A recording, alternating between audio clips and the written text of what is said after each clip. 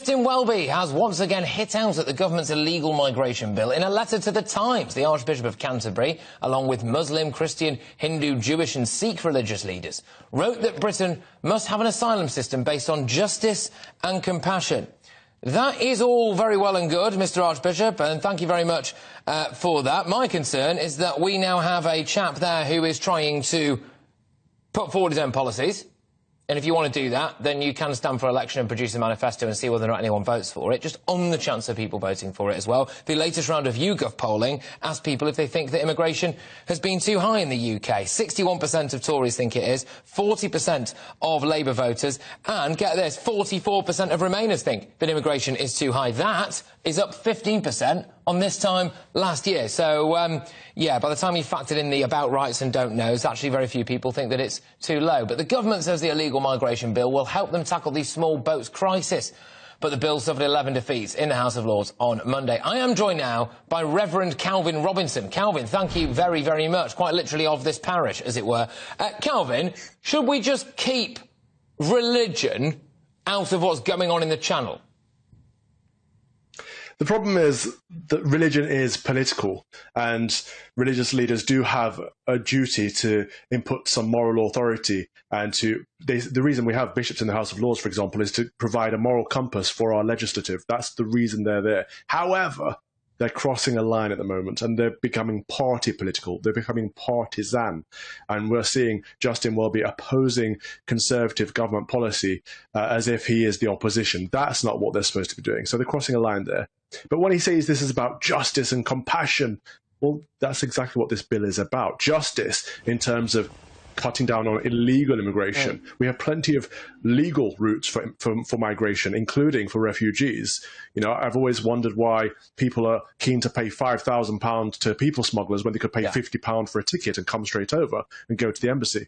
Yeah, but also compassion. There's compassion there, Patrick, for the lives of people that are at risk from crossing the border illegally in those little dinghies. Yeah, well, one thing that he wants, and he's very keen on this, is us to throw our arms around the world. And this is really the kind of key detail that he's trying to get our government to enact, which is a global refugee long-term plan. But from where I'm sitting, we already have a long-term plan, which is to let everyone in and let them live here long-term. Yeah, well, indeed. He said the government needs a 10-year plan. And the government, well, the Conservatives have been in power for 13, 14 years now. So this has been a 10-year plan, and it hasn't worked. And of course, I agree with him on something. We do need to have a forward-thinking, long-term provision for, or some kind of bill to protect the borders of this country. We need to work on something. But in the meantime, in the short term, we need to stop people from taking risks with people smugglers. We need to cut down on illegal immigration and the gangs and the drug trafficking and all that that's going on. We need to make sure that people who come in this country can be vetted. So we're protecting their lives and we're protecting British citizens' lives at the same time. And for the Archbishop of Canterbury to be against that shows a lack of compassion, actually. And what's interesting, Patrick, is he's so keen to talk on this issue. Where was he 2 weeks ago when we had a massive debate on abortion? Where is he to protect the sanctity of life, a core Christian tenet? I did not see him in the public square then, but I see him now in the Houses of Parliament discussing what is a partisan issue.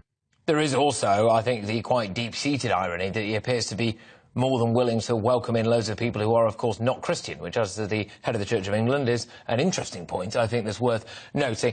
I worry, and I say this as a religious person, Calvin, I worry that sometimes religion can be used potentially to silence opposition. Now, I look at the latest round of opinion polling from YouGov and the amount of people who think that this is legal immigration, net migration, is too high.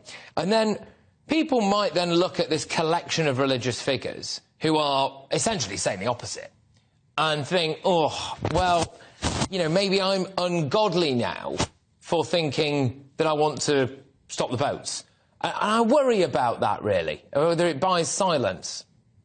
Yeah, they're politicizing the faith, they're moralizing, and they're making it seem like this is the only way that you can be faithful. You know, to be a good Christian, you have to believe in open borders. And that's absolute nonsense, actually. I could show scripture references that provide that borders are God ordained and that nations and tribes are part of God's plan, and therefore protecting one's family, protecting one's nation first and foremost is important, so that you can then go out and give charity to other nations and other peoples. And people twist scriptures all the time and say, well, there's elements of the sojourner, the traveller coming to your country, you should look after them. Of course you should look after a traveller that comes to your country. That doesn't mean you should allow them to stay.